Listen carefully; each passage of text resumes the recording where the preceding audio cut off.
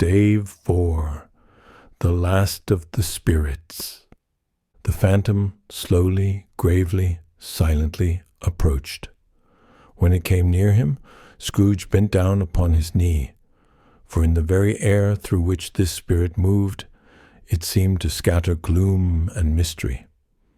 It was shrouded in a deep black garment which concealed its head, its face, its form, and left nothing of it visible, save one outstretched hand. But for this, it would have been difficult to detach its figure from the night and separate it from the darkness by which it was surrounded. He felt that it was tall and stately when it came beside him, and that its mysterious presence filled him with a solemn dread. He knew no more, for the spirit neither spoke nor moved. "I am in the presence of the ghost of Christmas yet to come," said Scrooge. The spirit answered not, but pointed onward with its hand. "You are about to show me shadows of the things that have not happened, but will happen in the time before us," Scrooge pursued. "Is that so, spirit?" The upper portion of the garment was contracted for an instant in its folds, as if the spirit had inclined its head. That was the only answer he received. Although well used to ghostly company by this time, Scrooge feared the silent shape so much that his legs trembled beneath him, and he found that he could hardly stand when he prepared to follow it. The spirit paused a moment, as observing his condition and giving him time to recover. But Scrooge was all the worse for this. It thrilled him with a vague, uncertain horror to know that behind the dusky shroud there were ghostly eyes intently fixed upon him, while he, though he stretched his own to the utmost, could see nothing but a spectral hand and one great heap of black. "Ghost of the future," he exclaimed, "I fear you more than any spectre I have seen, but as I know your purpose is to do me good, and as I hope to live to be another man from what I was, I am prepared to bear your company, and do it with a thankful heart. Will you not speak to me?" It gave him no reply. The hand was pointed straight before them. "Lead on," said Scrooge. "Lead on. The night is waning fast, and it is precious time to me, I know. Lead on, spirit." The phantom moved away as it had come towards him. Scrooge followed in the shadow of its dress, which bore him up, he thought, and carried him along. They scarcely seemed to enter the city, for the city rather seemed to spring up about them and encompass them of its own act. But there they were in the heart of it, on 'change amongst the merchants, who hurried up and down and chinked the money in their pockets and conversed in groups and looked at their watches and trifled thoughtfully with their great gold seals and so forth, as Scrooge had seen them often. The spirit stopped beside one little knot of business men. Observing that the hand was pointed to them, Scrooge advanced to listen to their talk. "No," said a great fat man with a monstrous chin. "I don't know much about it either way. I only know he's dead." "When did he die?" inquired another. "Last night, I believe." "Why, what was the matter with him?" asked a third, taking a vast quantity of snuff out of a very large snuff-box. "I thought he'd never die." "God knows," said the first with a yawn. "What has he done with his money?" asked a red-faced gentleman with a pendulous excrescence on the end of his nose that shook like the gills of a turkey-cock. "I haven't heard," said the man with the large chin, yawning again. "Left it to his company, perhaps. He hasn't left it to me. That's all I know." This pleasantry was received with a general laugh. "It's likely to be a very cheap funeral," said the same speaker, "for, upon my life, I don't know of anybody to go to it. Suppose we make up a party and volunteer." "I don't mind going if a lunch is provided," observed the gentleman with the excrescence on his nose. "But I must be fed if I make one." "How are you?" said one. "How are you?" returned the other. "Well," said the first, "Old Scratch has got his own at last. Hey." "Well, I'm the most disinterested among you, after all," said the first speaker, "for I never wear black gloves, and I never eat lunch. But I'll offer to go if anybody else will. When I come to think of it, I'm not at all sure that I wasn't his most particular friend, for we used to stop and speak whenever we met. Bye. Speakers and listeners strolled away and mixed with other groups. Scrooge knew the men and looked towards the spirit for an explanation. The phantom glided on into a street. Its finger pointed to two persons meeting. Scrooge listened again, thinking that the explanation might lie here. He knew these men also perfectly. They were men of business, very wealthy, and of great importance. He had made a point always of standing well in their esteem in a business point of view, that is, strictly in a business point of view. "How are you?" said one. "How are you?" returned the other. "Well," said the first, "Old Scratch has got his own at last, hey?" "So I am told," returned the second. "Cold, isn't it? Seasonable for Christmas time. You are not a skater, I suppose?" No. Something else to think of. Good morning." Not another word. That was their meeting, their conversation, and their parting. Scrooge was at first inclined to be surprised that the spirit should attach importance to conversations apparently so trivial, but feeling assured that they must have some hidden purpose, he set himself to consider what it was likely to be. They could scarcely be supposed to have any bearing on the death of Jacob, his old partner, for that was past, and this ghost's province was the future. Nor could he think of anyone immediately connected with himself to whom he could apply them.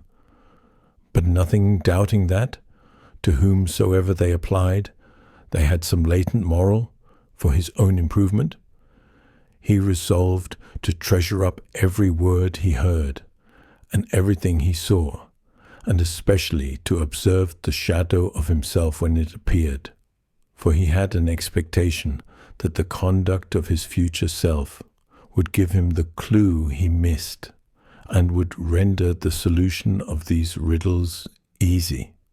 He looked about in that very place for his own image, but another man stood in his accustomed corner, and though the clock pointed to his usual time of day for being there, he saw no likeness of himself among the multitudes that poured in through the porch. It gave him little surprise, however, for he had been revolving in his mind a change of life, and thought and hoped he saw his newborn resolutions carried out in this.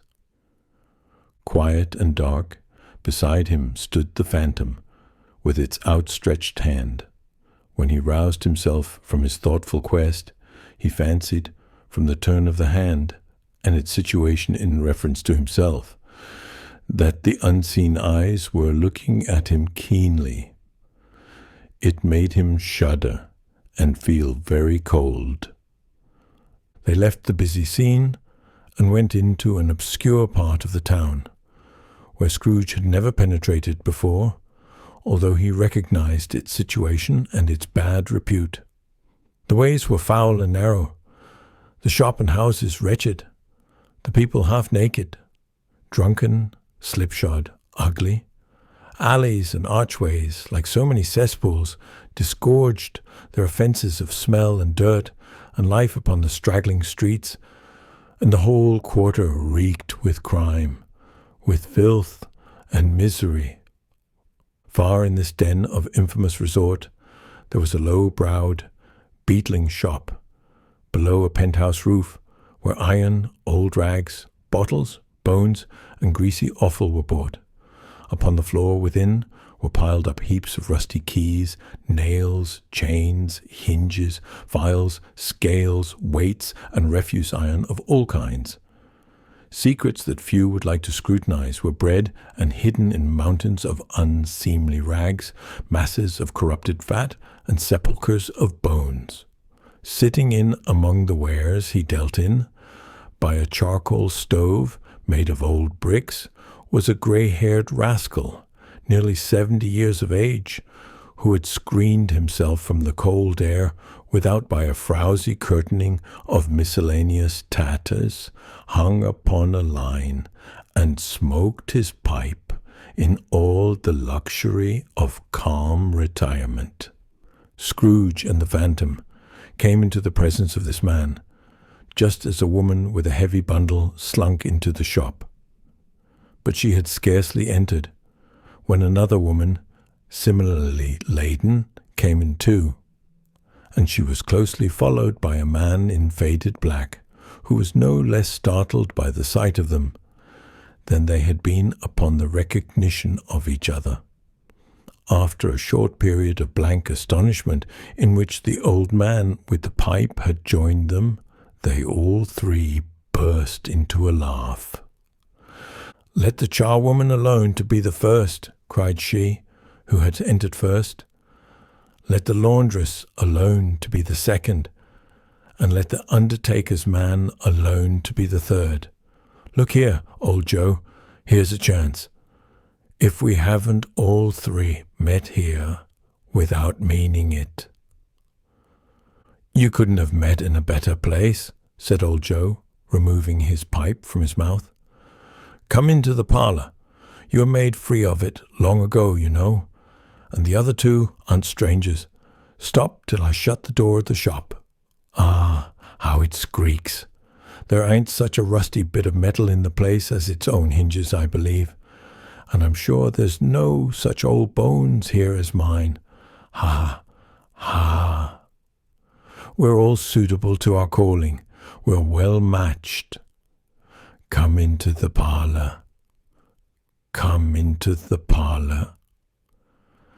The parlour was the space behind the screen of rags. The old man raked the fire together with an old stair rod, and having trimmed his smoky lamp, for it was night, with the stem of his pipe, put it into his mouth again.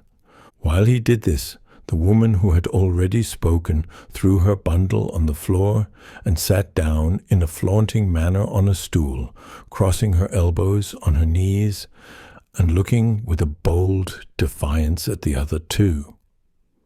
"What odds, then?" "What odds, Mrs. Dilber?" said the woman. "Every person has a right to take care of themselves. He always did." "That's true indeed," said the laundress. "No man more so." "Why then, don't stand staring as if you was afraid, woman. Who's the wiser? We're not going to pick holes in each other's coats, I suppose." "No, indeed," said Mrs. Dilber and the man together. "We should hope not." "Very well, then," cried the woman. "That's enough. Who's the worse for the loss of a few things like these? Not a dead man, I suppose?" "No, indeed," said Mrs. Dilber, laughing. "If he wanted to keep 'em after he was dead? A wicked old screw," pursued the woman. "Why wasn't he natural in his lifetime? If he had been, he'd have had somebody to look after him when he was struck with death, instead of lying, gasping out his last there, alone by himself." "It's the truest word that ever was spoke," said Mrs. Dilber. "It's a judgment on him." "I wish it was a little heavier judgment," replied the woman, "and it should have been. You may depend upon it, if I could have laid my hands on anything else. Open that bundle, old Joe, and let me know the value of it. Speak out plain. I'm not afraid to be the first, nor afraid for them to see it. We knew pretty well that we were helping ourselves before we met here, I believe. It's no sin. Open the bundle, Joe." But the gallantry of her friends would not allow of this, and the man in faded black, mounting the breech first, produced his plunder. It was not extensive. A seal or two, a pencil case, a pair of sleeve buttons, and a brooch of no great value were all. They were severally examined and appraised by old Joe, who chalked the sums he was disposed to give for each upon the wall, and added them up into a total, when he found that there was nothing more to come. "That's your account," said Joe. "And I wouldn't give another sixpence if I was to be boiled for not doing it. Who's next?" Mrs. Dilber was next. Sheets and towels, a little wearing apparel, 2 old-fashioned silver teaspoons, a pair of sugar tongs, and a few boots. Her account was stated on the wall in the same manner. "I always give too much to ladies. It's a weakness of mine, and that's the way I ruin myself," said old Joe. "That's your account. If you asked me for another penny, and made it an open question, I'd repent of being so liberal and knock off half a crown." "And now undo my bundle, Joe," said the first woman. Joe went down on his knees for the greater convenience of opening it, and having unfastened a great many knots, dragged out a large heavy roll of some dark stuff. "What do you call this?" said Joe. "Bed curtains?" "Ah," returned the woman, laughing and leaning forward on her crossed arms. "Bed curtains? You don't mean to say you took 'em down, rings and all, with him lying there?" said Joe. "Yes, I do," replied the woman. "Why not?" "You were born to make your fortune," said Joe, "and you'll certainly do it." "I certainly shan't hold my hand when I can get anything in it by reaching it out, for the sake of such a man as he was. I promise you, Joe," returned the woman coolly. "Don't drop that oil upon the blankets now."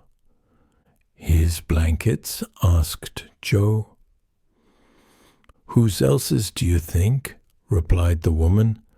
"He isn't likely to take cold without 'em, I dare say." "I hope he didn't die of anything catching, eh?" said old Joe, stopping in his work and looking up. "Don't you be afraid of that," returned the woman. I ain't so fond of his company that I'd loiter about him for such things, if he did. Ah, you may look through that shirt till your eyes ache, but you won't find a hole in it, nor a threadbare place.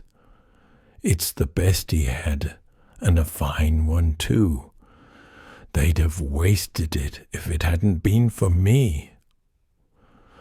"What do you call wasting of it?" asked old Joe. "Putting it on him to be buried in, to be sure," replied the woman with a laugh. "Somebody was fool enough to do it, but I took it off again. If calico ain't good enough for such a purpose, it isn't good enough for anything. It's quite as becoming to the body.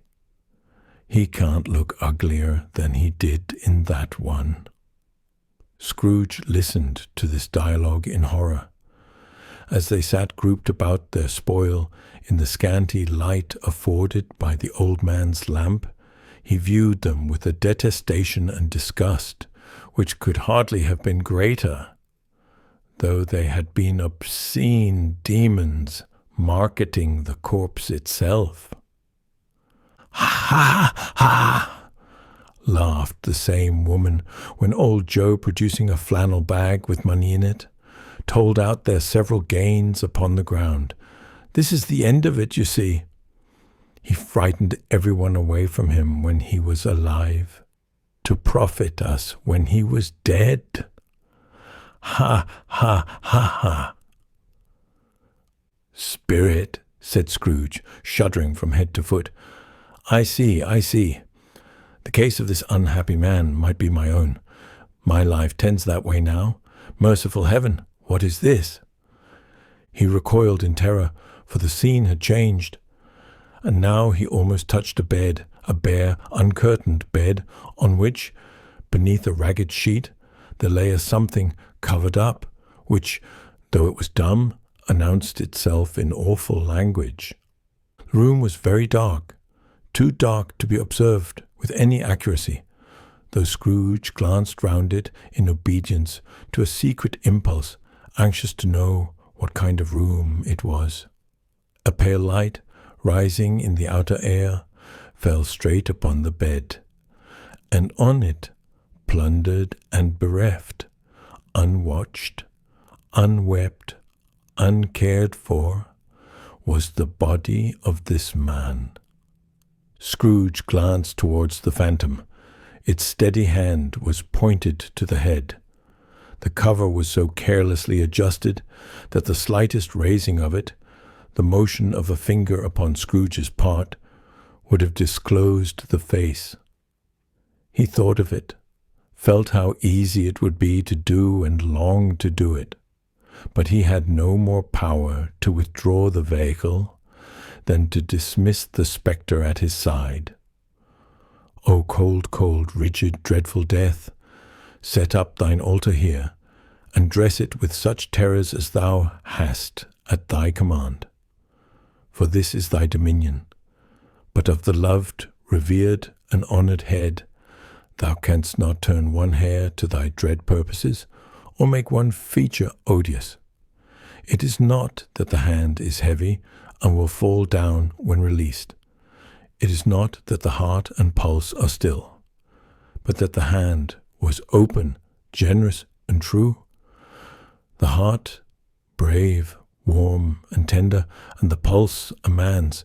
Strike, shadow, strike, and see his good deeds springing from the wound to sow the world with life immortal." No voice pronounced these words in Scrooge's ears, and yet he heard them when he looked upon the bed. He thought, if this man could be raised up now, what would be his foremost thoughts? Avarice? Hard dealing? Griping cares? They have brought him to a rich end, truly. He lay in the dark, empty house, with not a man, a woman, or a child to say he was kind to me in this or that. And for the memory of one kind word, I will be kind to him. cat was tearing at the door, and there was a sound of gnawing rats beneath the hearthstone. What they wanted in the room of death, and why they were so restless and disturbed, Scrooge did not dare to think. "Spirit," he said, "this is a fearful place. In leaving it, I shall not leave its lesson. Trust me. Let us go." Still the ghost pointed with an unmoved finger to the head. "I understand you," Scrooge returned, "and I would do it if I could. But I have not the power, Spirit. I have not the power." Again it seemed to look upon him. "If there is any person in the town who feels emotion caused by this man's death," said Scrooge, quite agonized, "show that person to me, Spirit, I beseech you." The phantom spread its dark robe before him for a moment like a wing, and withdrawing it, revealed a room by daylight where a mother and her children were. She was expecting someone, and with anxious eagerness, for she walked up and down the room, started at every sound, looked out from the window, glanced at the clock, tried, but in vain, to work with her needle, and could hardly bear the voices of her children in their play. At length the long-expected knock was heard. She hurried to the door and met her husband, a man whose face was careworn and depressed, though he was young. There was a remarkable expression in it now, a kind of serious delight, of which he felt ashamed, and which he struggled to repress. He sat down to the dinner that had been hoarding for him by the fire, and when she asked him faintly what news, which was not until after a long silence, he appeared embarrassed how to answer. "Is it good," she said, "or bad to help him?" "Bad," he answered. "We are quite ruined?" "No. There is hope yet, Caroline." "If he relents," she said, amazed, "there is. Nothing is past hope if such a miracle has happened." "He is past relenting," said her husband. "He is dead." She was a mild and patient creature if her face spoke truth, but she was thankful in her soul to hear it, and she said so with clasped hands. She prayed forgiveness the next moment and was sorry, but the first was the emotion of her heart. What the half-drunken woman, whom I told you of last night, said to me when I tried to see him and obtain a week's delay, and what I thought was a mere excuse to avoid me, turns out to have been quite true. He was not only very ill, but dying then. To whom will our debt be transferred? I don't know, but before that time we shall be ready with the money. And even though we were not, it would be bad fortune indeed to find so merciless a creditor in his successor. We may sleep tonight with light hearts, Caroline. Yes. Soften it as they would, their hearts were lighter. The children's faces, hushed and clustered round to hear what they so little understood, were brighter. And it was a happier house for this man's death. The only emotion that the ghost could show him, caused by the event, was one of pleasure. "Let me see some tenderness connected with the death," said Scrooge, "or that dark chamber, Spirit, which we left just now, will be forever present to me." The ghost conducted him through several streets familiar to his feet, and as they went along, Scrooge looked here and there to find himself. but nowhere was he to be seen. They entered poor Bob Cratchit's house, the dwelling he had visited before, and found the mother and the children seated round the fire. Quiet, very quiet.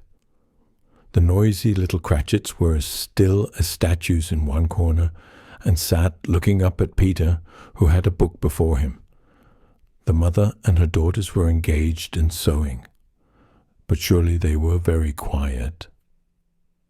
And he took a child and set him in the midst of them. Where had Scrooge heard those words? He had not dreamed them. The boy must have read them out as he and the Spirit crossed the threshold. Why did he not go on? The mother laid her work upon the table and put her hand up to her face. "The color hurts my eyes," she said. "The color? Ah, poor Tiny Tim." "They're better now again," said Cratchit's wife. "It makes them weak by candlelight, and I wouldn't show weak eyes to your father when he comes home for the world. It must be near his time." "Past it, rather," Peter answered, shutting up his book. "But I think he has walked a little slower than he used. These few last evenings, mother. They were very quiet again." At last she said, and in a steady, cheerful voice that only faltered once, I have known him walk with Tiny Tim upon his shoulder very fast indeed." "And so have I," cried Peter. "Often?" "And so have I," exclaimed another. So had all. "But he was very light to carry," she resumed, intent upon her work, "and his father loved him so that it was no trouble. And there is your father at the door." She hurried out to meet him, and little Bob in his comforter, he had need of it, poor fellow, came in. His tea was ready for him on the hob, and they all tried who should help him to it most. Then the two young Cratchits got upon his knees and laid, each child, a little cheek against his face, as if they said, "Don't mind it, father. Don't be grieved." Bob was very cheerful with them, and spoke pleasantly to all the family. He looked at the work upon the table, and praised the industry and speed of Mrs. Cratchit and the girls. They would be done long before Sunday, he said. "Sunday? You went today then, Robert?" said his wife. "Yes, my dear," returned Bob. "I wish you could have gone. It would have done you good to see how green a place it is, but you'll see it often. I promised him that I would walk there on a Sunday." "My little child," cried Bob. "My little child." He broke down all at once. He couldn't help it. If he could have helped it, he and his child would have been farther apart, perhaps, than they were. He left the room and went upstairs into the room above, which was lighted cheerfully and hung with Christmas. There was a chair set close beside the child, and there were signs of someone having been there lately. Poor Bob sat down in it, and when he had thought a little and composed himself, he kissed the little face. He was reconciled to what had happened, and went down again, quite happy. They drew about the fire and talked, the girls and mother working still. Bob told them of the extraordinary kindness of Mr. Scrooge's nephew, whom he had scarcely seen but once, and who, Meeting him in the street that day, and seeing that he looked just a little down, you know, said Bob, inquired what had happened to distress him. On which, said Bob, for he is the pleasantest spoken gentleman you ever heard, I told him. I am heartily sorry for it, Mr. Cratchit, he said, and heartily sorry for your good wife. By the by, how he ever knew that I don't know. Knew what, my dear? Why, that you were a good wife, replied Bob. Everybody knows that, said Peter. Very well observed, my boy, cried Bob.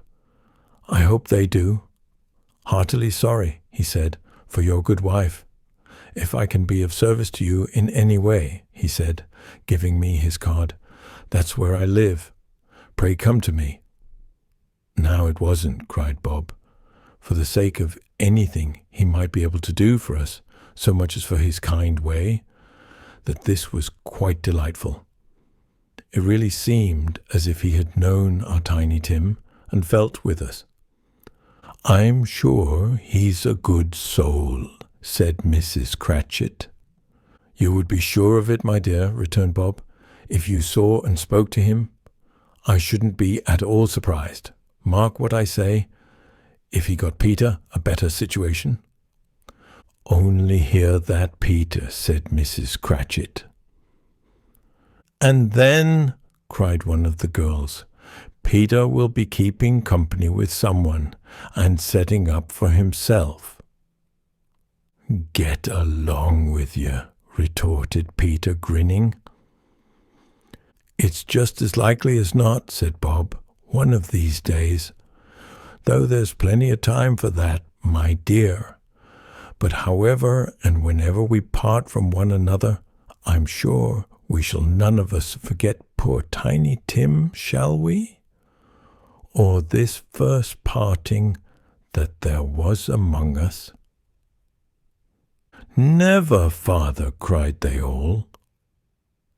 And I know, said Bob, I know, my dears, that when we recollect how patient and how mild he was, although he was a little child, we shall not quarrel easily among ourselves and forget poor Tiny Tim in doing it.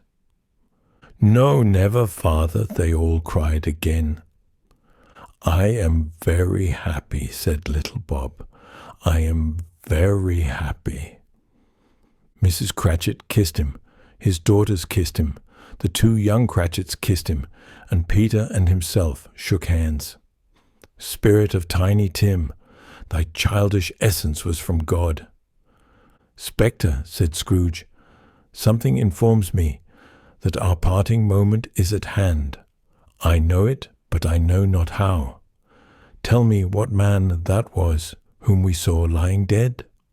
The ghost of Christmas, yet to come, conveyed him as before, though at a different time, he thought. Indeed, there seemed no order in these latter visions, save that they were in the future, into the resorts of business men, but showed him not himself. Indeed, the spirit did not stay for anything, but went straight on, as to the end just now desired, until besought by Scrooge to tarry for a moment. This court, said Scrooge, through which we hurry now, is where my place of occupation is, and has been for a length of time. I see the house. Let me behold what I shall be in days to come. The spirit stopped. The hand was pointed elsewhere. The house is yonder, Scrooge exclaimed. Why do you point away? The inexorable finger underwent no change. Scrooge hastened to the window of his office and looked in. It was an office still, but not his. The furniture was not the same, and the figure in the chair was not himself. The phantom pointed as before. He joined it once again, and wondering why and whither he had gone, accompanied it until they reached an iron gate. He paused to look round before entering. A churchyard. Here then the wretched man, whose name he had now to learn, lay underneath the ground. It was a worthy place, walled in by houses, overrun by grass and weeds, the growth of vegetation's death, not life, choked up with too much burying, fat with replated appetite. A worthy place.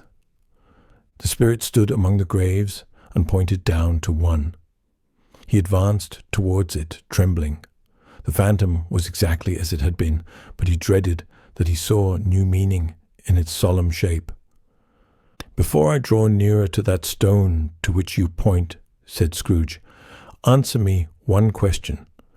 Are these the shadows of the things that will be, or are they shadows of the things that may be only?" Still, the ghost pointed downward to the grave by which it stood.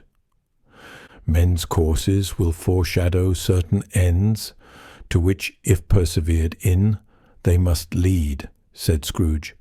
"But if the courses be departed from, the ends will change. Say it is thus with what you show me." The spirit was immovable as ever. Scrooge crept towards it, trembling as he went, and following the finger, read upon the stone of the neglected grave his own name, Ebenezer Scrooge. "Am I that man who lay upon the bed?" he cried upon his knees. The finger pointed from the grave to him and back again. "No, spirit. Oh, no, no." The finger still was there. "Spirit," he cried, tight clutching at its robe, "hear me. I am not the man I was. I will not be the man I must have been, but for this intercourse. Why show me this if I am past all hope?" For the first time the hand appeared to shake. "Good spirit," he pursued, as down upon the ground he fell before it, "your nature intercedes for me, and pities me. Assure me that I yet may change these shadows you have shown me by an altered life." The kind hand trembled. "I will honor Christmas in my heart, and try to keep it all the year. I will live in the past, the present, and the future. The spirits of all three shall strive within me. I will not shut out the lessons that they teach. Oh, tell me I may sponge away the writing on this stone." In his agony he caught the spectral hand. It sought to free itself, but he was strong in his entreaty, and detained it. The spirit, stronger yet, repulsed him, holding up his hands in a last prayer to have his fate reversed. He saw an alteration in the phantom's hood and dress.